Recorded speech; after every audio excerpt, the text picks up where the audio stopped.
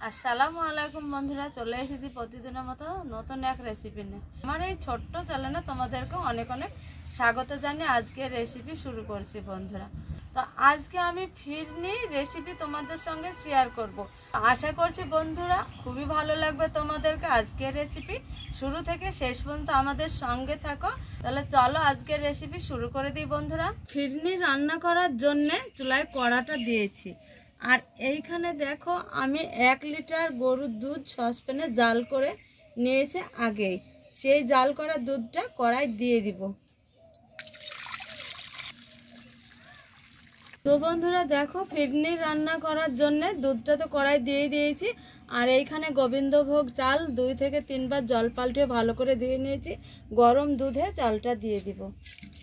এখানে দিয়ে দিব 2টো তেজপাতা। এবার দিয়ে দিব 3টে ছোট এলাচ ফাটিয়ে রেখেছি আর 1 টুকরো দারচিনি। আমি উনুনটা ধরাইনি, এবার আমি উনুনটা ধরিয়ে দিব।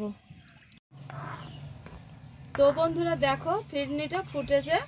এইভাবে তলায় যাতে না লেগে যায় তার জন্য এইভাবে সবসময় অনবরত একটু নাড়াচাড়া করতেই হবে। তো বন্ধুরা দেখো, ফিরনিটা খুব সুন্দরভাবে সেদ্ধ করে নিয়েছি। একবার আঙুল দিয়ে দেখে নেব যে কেমন হয়েছে। এই যে দেখো গলা গলা হয়েছে। এই অবস্থায় দিয়ে দেবো এখানে চিনি। 150 গ্রাম চালের জন্য 150 গ্রাম চিনি। চিনিতে গুঁড়ো পাউডারটা দিয়ে দিব। তোমরা দেখতে পাচ্ছ এখানে আমি 2 প্যাকেট চিনির উপরে দুধ দিয়ে দিয়েছি। এবার চিনিতে আর এই দুধ পাউডারে আমি একসঙ্গে খুব ভালো করে একটা চামচ দিয়ে মিশিয়ে নিব। দেখো খুব সুন্দরভাবে মিশিয়ে নিয়েছি চিনিতে আর দুধের সঙ্গে। এইবার আমি ফিরনিতে সেদ্ধ ফিরনিতে দিয়ে দিব চিনিটা। এই পাউডারটা দেওয়ার কারণে টেস্টটা ব্যালেন্সটা দুটোই ঠিক থাকে বন্ধুরা। এইভাবে তোমরা দিয়ে রান্না করে খেয়ে দেখবে, দারুণ লাগে। ফিরনির স্বাদটা খুব ভালো হয়। তো বন্ধুরা দেখো, ফিরনিটা খুব দারুণভাবে রান্না করে নিয়েছি। আর এই ফিরনিটা টেস্টটা খুবই অসাধারণ স্বাদ, খেতে দারুণ লাগে।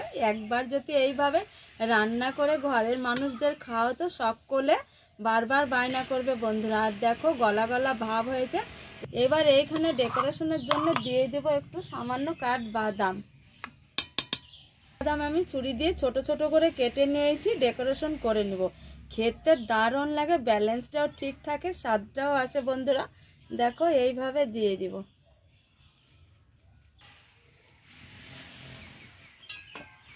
আবারও আমি দিয়ে দিব সামান্য কিছুটা কিশমিশ। এই যে দেখো সামান্য কিছু কিশমিশ দিয়ে দিব। তো একদম আমার রান্না প্রায় শেষের দিকে। এবার আমি নামিয়ে একটা প্লেটে ঢেলে নেব।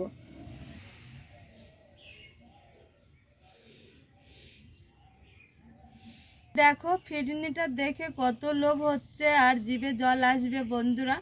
এইভাবে তোমরা একটু ফিরনি রান্না করে খেতে পারো। এবার আমি একটা বাটিতে একটু সার্ভ করে নেব, পরিবেশন করব বন্ধুরা। খেতে দারুণ লাগে, এটা হেভি স্বাদ, এত সুন্দর সুস্বাদ এই ফিরনিতে বন্ধুরা। একবার হলো অন্তত রান্না করে খেয়ে তবে আমাকে কমেন্ট করে জানাবে বন্ধুরা। তো আজকের রেসিপি তোমাদের কেমন লেগেছে? যদি ভালো লেগে থাকে অবশ্যই লাইক কমেন্ট শেয়ার করবে আর চ্যানেলটা সাবস্ক্রাইব করে পাশে থাকবে। আর আমাদের সঙ্গে এতক্ষণ ধরে থাকার জন্য তোমাদের অনেক অনেক ধন্যবাদ বন্ধুরা।